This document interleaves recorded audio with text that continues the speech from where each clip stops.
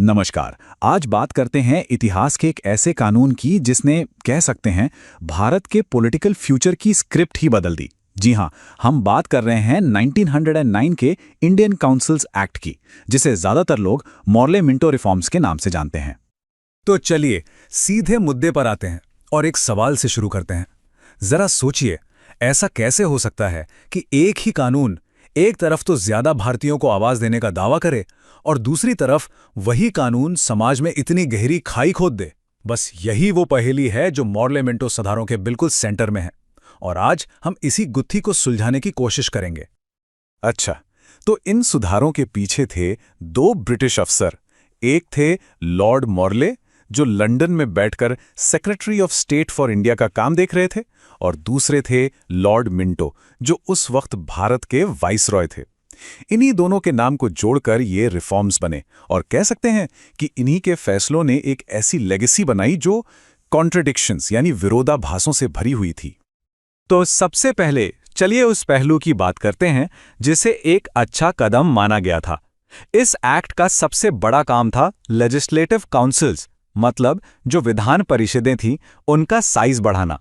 अगर आसान शब्दों में समझें तो कानून बनाने के प्रोसेस में अब भारतीयों की हिस्सेदारी बढ़ाई जा रही थी। और ये बदलाव कोई छोटा मोटा नहीं था। इसका अंदाजा बस इस एक नंबर से लग जाएगा। सेंट्रल लेजिस्लेटिव काउंसिल में मेंबर्स की संख्या कहां सिर्फ 16 थी और कहां ऐसे बढ़ाकर सीधा 60 कर दिया गया। मतलब ये एक जबरदस्त उछाल था। कम से कम कागज पर तो ऐसा लग रहा था कि अब ज्यादा भारतीय आवाजों को जगह मिलेगी। लेकिन यहां एक बहुत बड़ा पेंच था। देखिए, सेंटर में यानी सेंट्रल काउंसिल में अंग्रेजों ने अपनी ऑफिशियल मेजॉरिटी बनाए रखी। इसका मतलब ये था कि सरकारी मेंबर्स की संख्या हमेशा ज्यादा रहेगी। हाँ, जो प्रोविंशियल काउंसिल्स थीं वहां नॉन ऑफिशियल मेंबर्स को मेजॉरिटी में आने दिया गया। तो कह सकते हैं कि एक हाथ से अधिकार तो दिए, पर सत्ता का असली रिमोट कंट्रोल सेंटर में अपने ही पास रखा। बात सिर्फ गिनती बढ़ाने की नहीं थी, मेंबर्स की पावर भी बढ़ाई गई थी। अब वो सिर्फ बहस नहीं कर सकते थे, बल्कि सरकार से सप्लीमेंट्री सवाल भी पूछ सकते थे। इतना ही नहीं, बजट जैसे बड़े मुद्दों पर रेजोल्यूशन भी ला सकते थे। मतलब अब उनके हाथ में पॉलिसीज को कुरेदने और उन्हें इन्फ्लुएंस करने के लिए पहले से ज्यादा मजबूत टूल्स थे।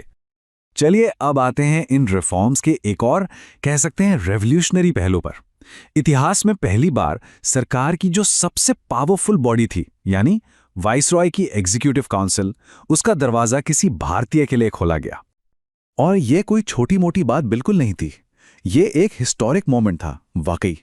इसने उस कांच की दीवार को तोड़ दिया जो अब तक भारतीयों को एडमिनिस्ट्रेशन के टॉप लेवल से दूर रखती आई थी। ये एक सिंबॉलिक लेकिन बहुत ही पावरफुल बदलाव था। और जानते हैं इतिहास बनाने वाले इस शख्स का नाम क्या था? सत्येंद्र प्रसाद सिन्हा।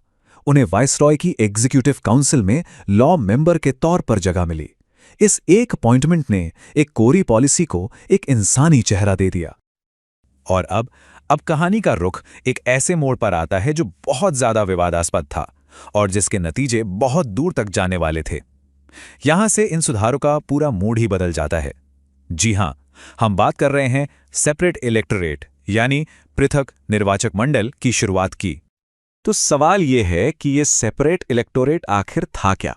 देखिए, यह एक ऐसा सिस्टम था जिसमें मुस्लिम मेंबर्स को चुनने का हक सिर्फ और सिर्फ मुस्लिम वोटर्स को ही दिया गया था।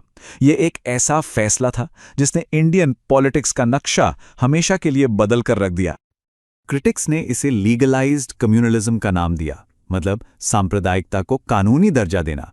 और ये शब्द इस पॉलिसी की पूरी कहानी कह देते हैं। असल में समझने वाली बात यह है कि पहली बार पॉलिटिक्स और धर्म को ऑफिशियली कानूनी तौर पर एक दूसरे से बांध दिया गया था।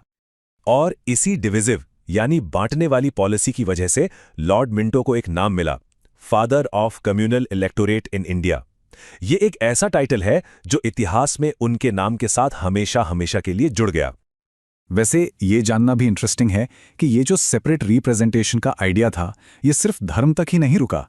इसे presidency corporations, chambers of commerce, universities और जमींदारों जैसे खास ग्रुप्स के लिए भी लागू किया गया। लेकिन इसका जो सबसे गहरा और लंबा असर हुआ वो धार्मिक बंटवारे पर ही हुआ। तो चलिए अब इन रिफॉर्म्स की इस कॉम्प्लिकेटेड लेगेसी को समेटते हैं। एक तरफ जहां प्रोग्रेस का एहसास था, वहीं दूसरी तरफ भविष्य में होने वाले बंटवारे के बीज भी बोए जा रहे थे। ये एक्ट वाकई एक ही सिक्के के दो पहलू जैसा था। इस पूरे विरोधाभास को अगर आमने सामने रखकर देखें तो तस्वीर और साफ हो जाती है। एक तरफ क्या था?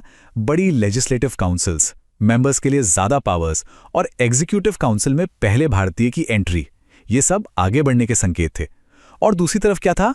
मुस्लिम्स के लिए सेपरेट इलेक्टोरेट, कम्युनलिज्म को कानूनी मान्यता और कम्युनल पॉलिटिक्स की नींव रखना, ये सब बंटवारे की तरफ जाने वाला रास्ता तैयार कर रहे थे। और आखिर में हम घूम फिर के उसी सवाल पर वापस आते हैं, लेकिन एक नए एंगल से। सवाल यह है कि रिप्रेजेंटेशन तो मिला, पर किस कीमत पर? क्या कुछ पॉलिटिकल अधिकार पाने के लिए समाज में दरारें पैदा करने का सौदा सही था? ये एक ऐसा सवाल है जिसे मॉर्ले मिंटो रिफॉर्म्स ने इतिहास के पन्नों में छोड़ दिया और जिस पर आज भी सोचना उतना ही जरूरी है।